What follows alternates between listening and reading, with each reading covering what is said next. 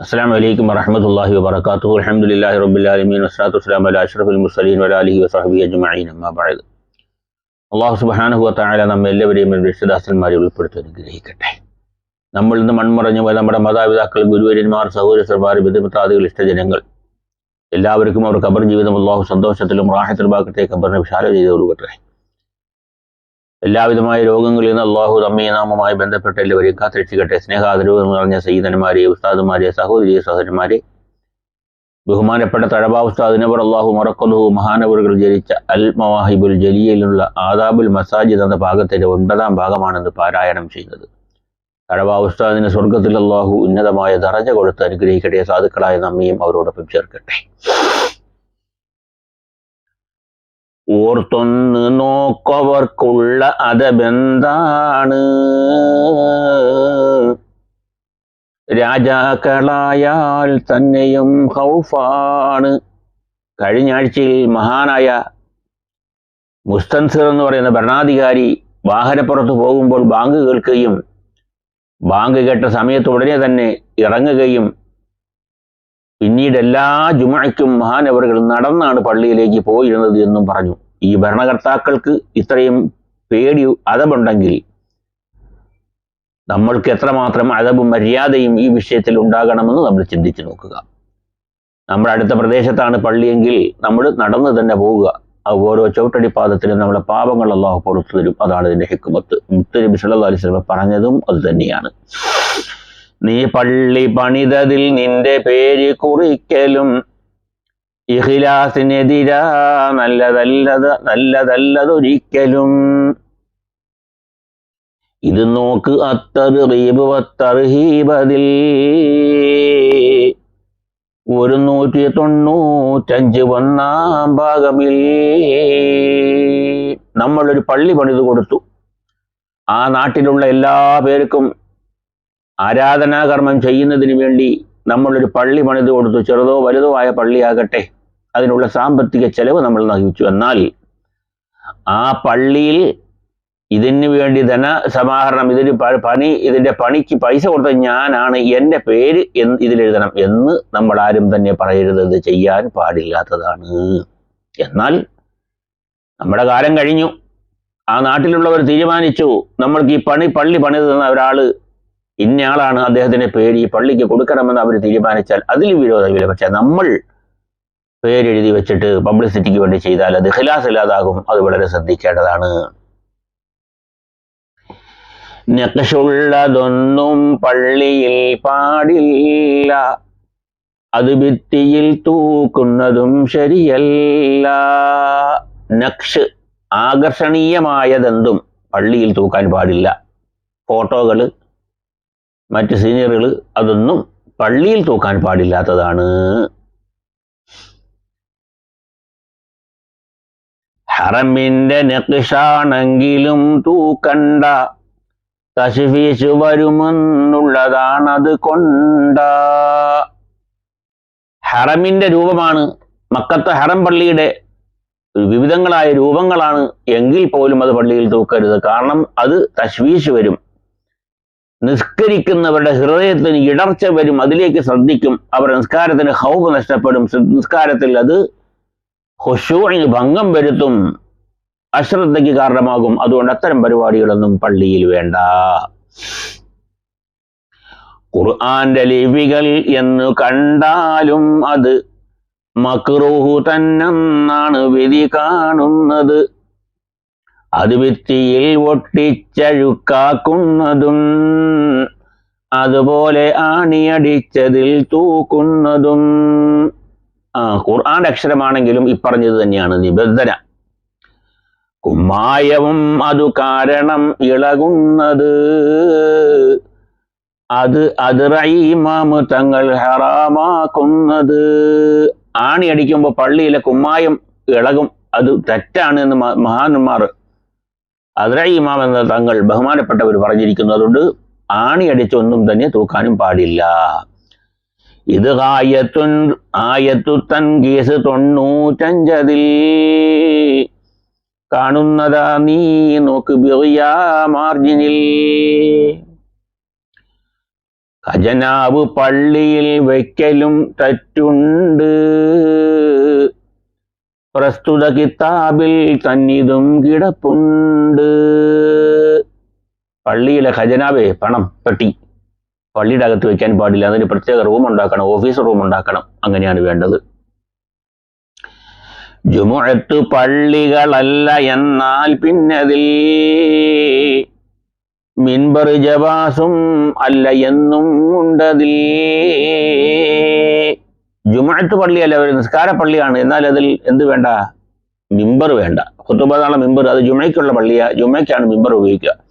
അപ്പൊ അത്രയും സ്ഥലം വേസ്റ്റായി പോകും, നഷ്ടപ്പെട്ടു പോകും. അതുകൊണ്ടാണ് അത് വേണ്ടെന്ന് പറയുന്നത്, കറാത്താണെന്ന്. അപ്പോ ജുമുഅത്ത് പള്ളികളിൽ എങ്കിൽ പിന്നെ മിമ്പർ എന്തിനാ? അത് ജായിസല്ല എന്ന്. നജാസത്തുള്ളത് നീ ധരിക്കാമെങ്കിലും ധരിച്ചിട്ട് മസ്ജിദിൽ പാർപ്പു തെറ്റാ നിന്നിലും. നിന്റെ വസ്ത്രത്തിൽ നജസുണ്ട്, എന്നാൽ നിനക്കത് ധരിക്കാം. പക്ഷെ അത് ധരിച്ചുകൊണ്ട് പള്ളിയിൽ പ്രവേശിക്കാം, പള്ളിയിൽ താമസിക്കാൻ പാടില്ല. അതായത് ഇപ്പോൾ ഒരു ഇറച്ചിക്കടയിൽ ഇറച്ചി വെട്ടുന്ന ഒരാൾ, ആ ഇറച്ചി വെട്ടുന്ന സമയത്ത് അദ്ദേഹത്തിന്റെ ഡ്രസ്സുകളിൽ എന്താവും? ചിലപ്പോൾ ചോര തെറിക്കും. ആ ചോര എന്നത് നജസാണ്. അത് ധരിക്കാം, അയാളെ ജോലിയുടെ ഇടയിൽ ധരിക്കാം. പക്ഷെ അത് ധരിച്ചുകൊണ്ട്, ആ വസ്ത്രം ധരിച്ചുകൊണ്ട് എന്താ പാടില്ല? പള്ളിയിൽ പ്രവേശിച്ച് അവിടെ ഇരിക്കാൻ പാടില്ല. തയമ്മുമിന്നായി പള്ളി മണ്ണെടുക്കുന്നത് വിധിയഹ്റുമു എന്നാണ് തുഹഫയിലുള്ളത്.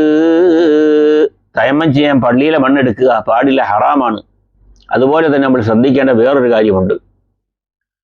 ഹറമിൽ നമുക്ക് ഉംറയ്ക്കും ഹജ്ജിനൊക്കെ പോകും. ഹജ്ജിന് ഉംറയ്ക്കൊക്കെ പോകുന്ന സമയത്ത് മക്കത്ത് നിന്ന്, ഹറമിന്റെ ഭാഗങ്ങളിൽ നിന്ന് ഒരു സാധനവും നമ്മൾ അവിടുന്ന് എടുത്തുകൊണ്ട് വരാൻ പാടില്ല. മണ്ണ്, കല്ല്, ചെടി, മറ്റൊന്നും എടുത്തോണ്ട് വരാൻ പാടില്ലാത്തതാണ്. അങ്ങനെ കൊണ്ടുവന്നാൽ തിരിച്ച് ആ സാധനം അവിടെ തന്നെ എത്തിക്കേണ്ടതാണ്. ആ മക്കത്തെ അല്ലേ, ഒരു ബർക്കത്തിന് വേണ്ടി ഇരിക്കട്ടെ, ഒരു കല്ലെടുത്തോണ്ട് പോകാം, അല്ലെങ്കിൽ ഒരു ചരലെടുത്തോണ്ട് പോകാം, അല്ലെങ്കിൽ വേറെ എന്തെങ്കിലും എടുത്തോണ്ട് പോകാം എന്ന് ആരും ധരിച്ചു പോകരുത്. തെറ്റാണ്, പാടില്ലാത്തതാണ്. നീ ദഫ് മുട്ടുന്നത് മുബാഹാണെങ്കിലും മക്റൂഹ് തന്നെ മസ്ജിദിൽ അത് മുട്ടലും. ദഫ് മുട്ടൽ അനുമതിനിയ, പക്ഷെ പള്ളിയുടെ ഉള്ളിൽ അത് കറാഹത്താണ്, പാടില്ലാത്തതാണ്. നുസ്ഹത്തിലുണ്ട് ഇത് നോക്കിയാൽ കാണുന്നതാ, 52 പേജ് 1 വന്നതാ. ജനാബത്തുള്ളവൻ വുളുയെടുത്താൽ മസ്ജിദിൽ വസിക്കൽ ജവാബ് എന്നാണ് ഹൻബലി മദ്ഹബിൽ. ശർവാനിയിൽ നീ നോക്കിയാൽ കാണുന്നതാ, 270 വ്യക്തമായി പറയുന്നതാ. ഇതുപോലെ ഷാഫിഈ മദ്ഹബിൽ ബുസ്നിയും പറയുന്നതാ, നീ നോക്ക് ബാജൂരിയും. ജനാബത്തുള്ളവർ പള്ളിയിൽ പ്രവേശിക്കരുതെന്നാണല്ലോ, താമസിക്കരുത്. പക്ഷെ ഹനഫി അത് ഉളു കൊടുത്തുകൊണ്ട് തൽക്കാലം കയറി അതിലേക്ക് അങ്ങ് പോകുന്നുണ്ട്, കുഴപ്പമില്ലാമെന്നുണ്ടെന്ന്. കീഴ്വായു മസ്ജിദിൽ നല്ലതല്ലെന്ന് നോക്കണേ, ഹുക്കും ഖിലാഫുൽ ഔലയാണെന്നറിയണേ. ബാജൂരിയിൽ നീ നോക്കിയാൽ കാണുന്നതാ, 171 പറയുന്നതാ. പള്ളിയിൽ ഇരുന്നോട് കീഴ്വായു ഇടുക, അത് പാടില്ലാത്ത ഖിലാഫുൽ ഔലയാ. അങ്ങനെ മുട്ടിയാൽ വെളിയിൽ പോവുക, ഇടുക, ഉള്ളു കൊടുക്കുക, കയറുക. കീഴ്വായു ഇട്ടാൽ ഉളു മുറിയുമല്ലോ, നിസ്കരിക്കാതിരിക്കുന്നവരാണെങ്കിൽ ജുമയ്ക്ക് പോകുമ്പോഴോ.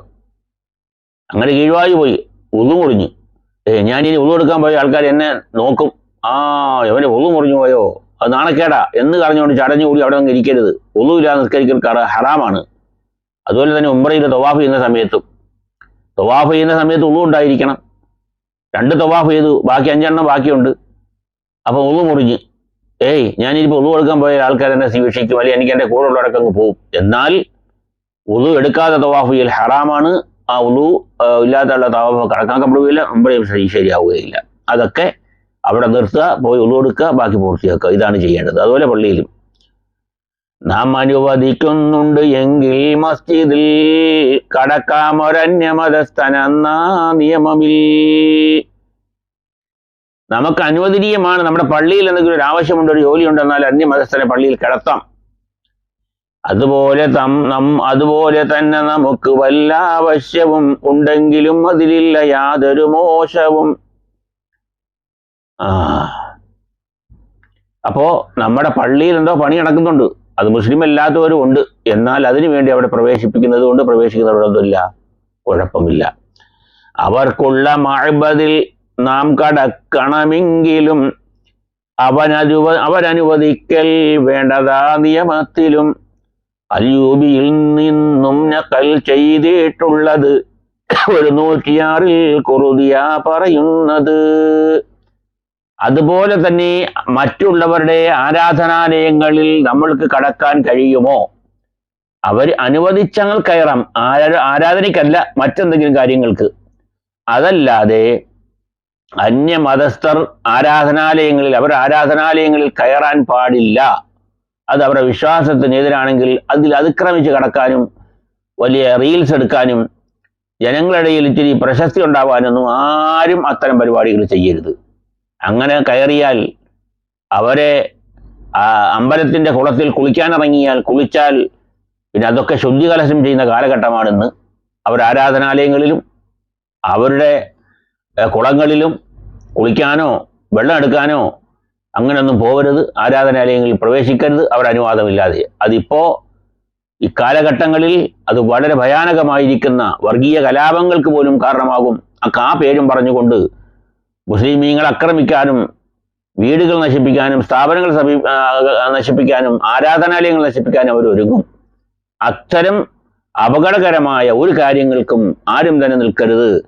മുസ്ലിമീങ്ങൾ മറ്റുള്ളവർ ആരാധനാലയങ്ങളിൽ അവരനുവദിച്ചാൽ, അവർ അനുവാദമുണ്ടെങ്കിൽ മാത്രം കടക്കുക. അത് ആരാധനയ്ക്കല്ല, മറ്റെന്തെങ്കിലും കാര്യത്തിലാണെങ്കിൽ വളരെ ശ്രദ്ധിക്കേണ്ടിയിരിക്കുന്നു.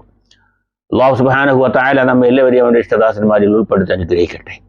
നമ്മൾ ഇന്ന് വന്നുപോയ പിഴവുകൾ അല്ലാഹു വിട്ടുകൊടുത്ത് മാപ്പാക്കി തരുമാറാകട്ടെ.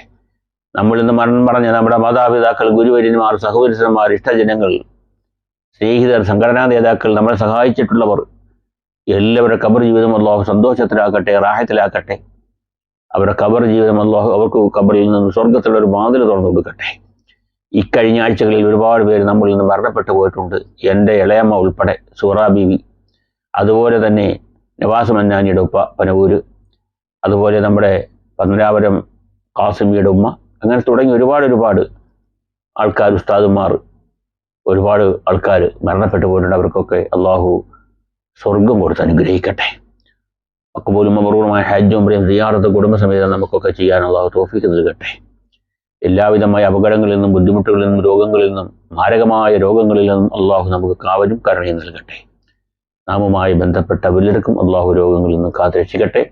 നമ്മുടെ മക്കൾക്ക് നാഫിയായ ഓർമ്മ ബുദ്ധിയും കൊടുത്ത എല്ലാ പരീക്ഷകളിലും ഉന്നതമായ വിജയം വരിക്കാൻ തൗഫീഖ് നൽകട്ടെ. അല്ലാഹു നമുക്ക് ഹലാലായ സമ്പത്തിനെ നൽകി അനുഗ്രഹിക്കട്ടെ. ആരുടെ മുന്നിലും കൈനീട്ടാതെ ജീവിക്കാൻ ഉള്ള അവസരം അല്ലാഹു നൽകട്ടെ. എല്ലാവരും ദുആ ചെയ്യണമെന്ന് വസിയത്ത് ചെയ്യുന്നു. എല്ലാ കടമകളും കടപ്പാടുകളും നിർവഹിച്ചുകൊണ്ട് മഖ്ബൂലും മബ്റൂറുമായ ഹജ്ജും ഉംറയും സിയാറത്തൊക്കെ നിർവഹിച്ചുകൊണ്ട് മരണം ഖൈറാകുന്ന ദിവസം വെള്ളിയാഴ്ച പകലോ വ്യാഴാഴ്ച രാത്രി വൈകിട്ടോ ഉച്ചകഴിഞ്ഞിട്ടോ ആകാൻ അല്ലാഹു തൗഫീഖ് നൽകട്ടെ. മരണസമയം മദീനയിലെത്തുവാനും മദീനയിൽ മരണപ്പെട്ട് ജന്നത്തുൽ ബഖീയിൽ ഖബറിറങ്ങാനുള്ള ഭാഗ്യം അല്ലാഹു നമുക്കൊക്കെ നൽകട്ടെ. അസ്സലാമു അലൈക്കും വറഹ്മത്തുള്ളാഹി വബറകാതുഹു.